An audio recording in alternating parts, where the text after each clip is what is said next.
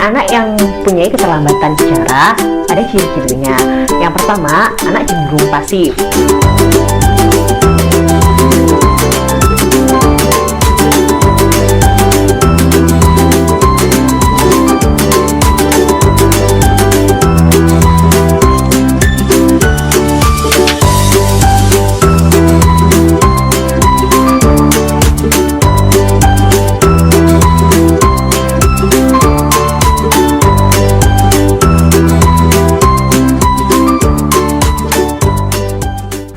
Mams, assalamualaikum warahmatullahi wabarakatuh. Bertemu lagi dengan saya Miss Nika juga hari ini di Good Parents Indonesia.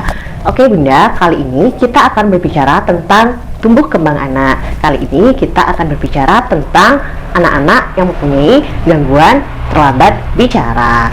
Sebenarnya Bunda, apa saja sih cirinya anak yang terlambat bicara? Oke, baik, kita jelaskan ya. Coba lihat di slide-nya. Jadi begini Bunda, anak-anak yang mempunyai keterlambatan bicara ada ciri-cirinya.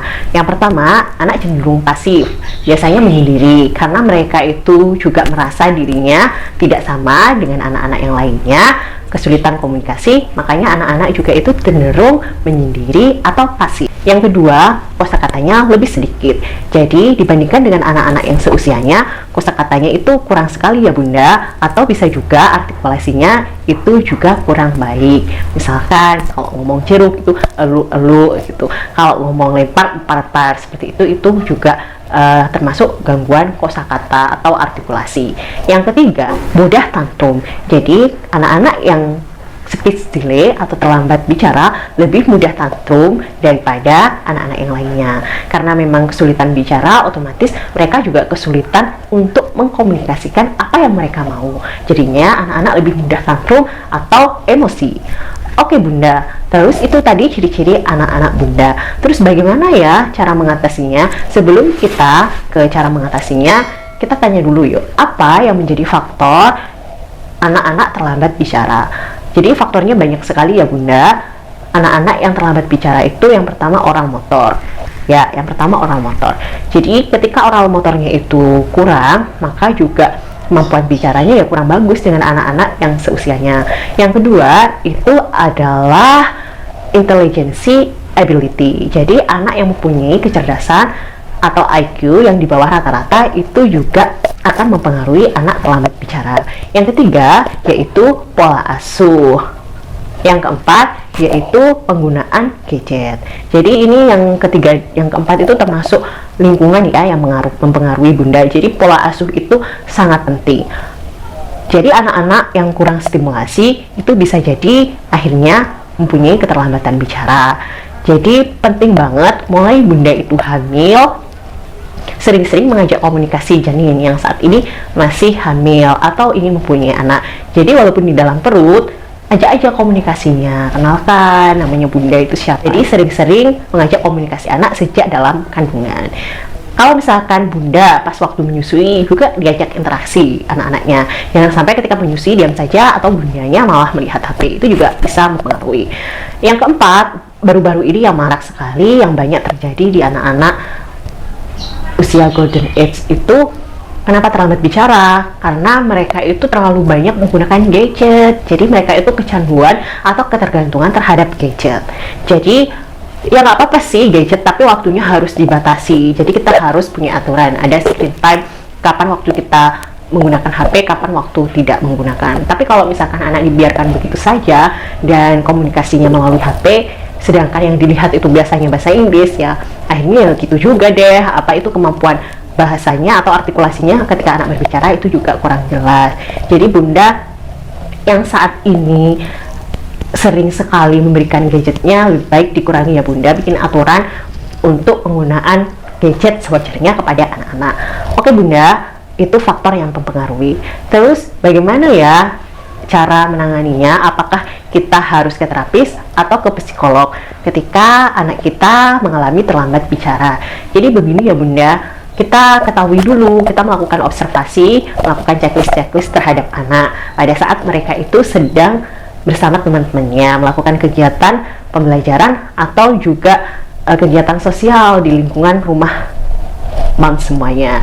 Oke, jadi begini, anak-anak yang mempunyai keterbatasan terhadap lambat bicara itu karena kurang stimulasi. Apabila anak-anak itu kecenderungannya terlambat bicara dengan anak yang seusianya itu 1 sampai 1,5 tahun, itu masih wajar ya Bunda. Jadi Bunda masih bisa melakukan stimulasi di rumah. Tapi apabila anak-anak Bunda itu mengalami keterbatasan bicara lebih dari 2 tahun, bahkan 3 tahun atau 4 tahun, Bunda itu bisa melakukan langsung terapis dan ke psikolog untuk konsultasi gitu.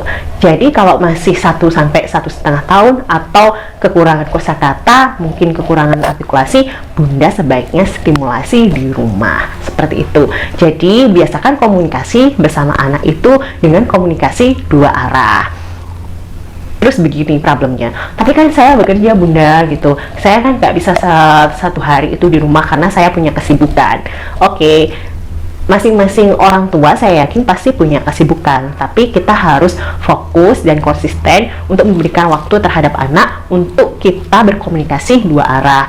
Jadi nggak harus kita 1 jam penuh, 2 jam penuh, atau seharian penuh, nggak seperti itu Bunda. Tapi komunikasi yang intens pada saat mereka itu makan, mereka itu mandi, seperti itu. Jadi ajak bicara, misalkan pada saat makan. Jadi kita bisa sambil memperkenalkan sayuran yang sedang kita makan. Kita bisa bercerita dari mana kita dapat sayurannya itu ditanam oleh siapa, terus harganya berapa, sambil mengenalkan warna-warna sayuran. Jadi itu kunci untuk menambah kosakata. Satu lagi, ini juga penting ketika mau tidur, biasakan anak-anak untuk membacakan buku cerita. Jadi kalau anak-anak itu dibacakan buku cerita, mereka kan juga akan menambah kosakata, menambahkan pengetahuan baru juga bagi mereka. Itu saja, selipkan waktu-waktu khusus untuk mereka. Jadi ingat konsisten ya Bunda, seperti itu. Pada saat mandi juga seperti itu. Ayo mandi, jangan lupa masuk kamar mandi, kita doa dulu, dan lain-lain. Pokoknya Bunda sering-sering ajak bicara lah, ajak komunikasi 2 arah. Seperti itu. Oke, ada pertanyaan lagi. Bunda, apabila anak yang terlambat bicara itu apa mempengaruhi proses belajarnya? Tentu saja, karena kemampuan bicara itu adalah ada bahasa ekspresif dan bahasa reseptif. Jadi kalau misalkan bahasa reseptif, anak-anak mempunyai gangguan bahasa reseptif, yaitu bagaimana mereka mempunyai gangguan dalam menerima informasi dari orang lain atau dari lingkungan, itu juga mereka akan terhambat karena mereka juga akhirnya belum paham perintah. Misalkan seperti ini, ayo duduk, ayo berdiri, ayo diam. Ketika mereka tidak paham bahasa reseptif atau bahasa perintah seperti itu, ya otomatis kita juga akan kesulitan gitu dalam hal proses pembelajaran anak-anak tersebut. Makanya kita juga harus melakukan banyak-banyak stimulasi.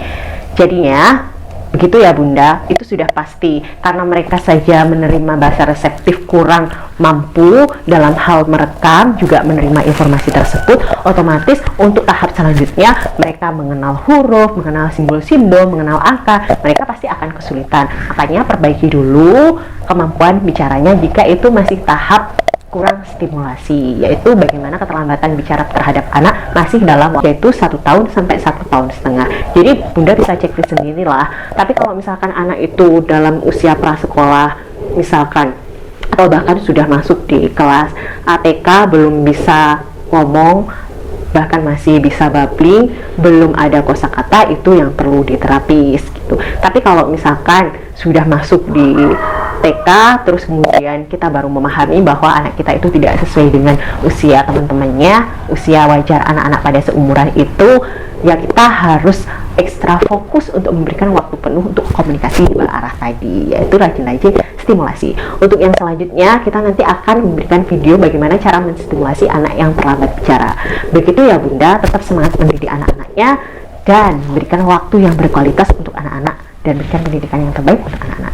Jika dirasa video ini bermanfaat bagi Bunda, silakan share ke teman-teman yang membutuhkan, komen, barangkali ada masukan, juga silakan memberikan tema tentang pendidikan atau tema apa saja untuk saya upload video selanjutnya. Oke Bunda, kita sambil ngobrol-ngobrol ya tentang seputar pendidikan anak. Saya itu suka sekali berkomunitas. Mari kita bertemu ya, bergabung langsung di grup WA. Jadi kita bisa sambil tanya-tanya, sambil sharing-sharing juga di grup. Nanti akan saya share linknya di deskripsi gitu ya Bunda. Oke Bunda, itu saja dari saya. Terima kasih. Kurang lebihnya saya mohon maaf. Wassalamualaikum warahmatullahi wabarakatuh. Bye-bye. Jangan lupa untuk like, subscribe, dan komen. Dan jangan lupa untuk join bersama grup kita. Nanti kalau kita udah banyak, kita melakukan webinar gratis ya. Kasih Bunda. Assalamualaikum warahmatullahi wabarakatuh.